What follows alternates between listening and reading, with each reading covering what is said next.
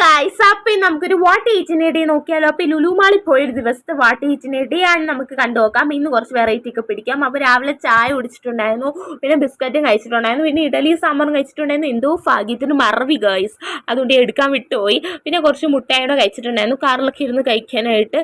പിന്നെ ഉച്ചയ്ക്ക് ഞങ്ങൾ ലുലുമാളിൽ നിന്നായിരുന്നു ഫുഡ് കഴിച്ചത്. നല്ല നല്ല ഗംഭീരമായിട്ട് ഞങ്ങൾ ഫുഡുകളൊക്കെ വാങ്ങിച്ചു കൂട്ടി ഗൈസ്. അപ്പോൾ കുബൂസ് ഉണ്ടായിരുന്നു, ചിക്കൻ ബിരിയാണി ഉണ്ടായിരുന്നു, ഫ്രൈഡ് റൈസ് ഉണ്ടായിരുന്നു, മലബാർ ചിക്കൻ കറി ഉണ്ടായിരുന്നു, പിന്നെ പനീറിൻ്റെ സലാഡും ഉണ്ടായിരുന്നു കേട്ടോ. അപ്പോൾ ഇതിലൂടെ നമ്മൾ മിക്സ് ചെയ്ത് മേടിച്ചാണ് നല്ല അടിപൊളിയായിട്ട് നമ്മൾ ഫുഡൊക്കെ അടിച്ചു.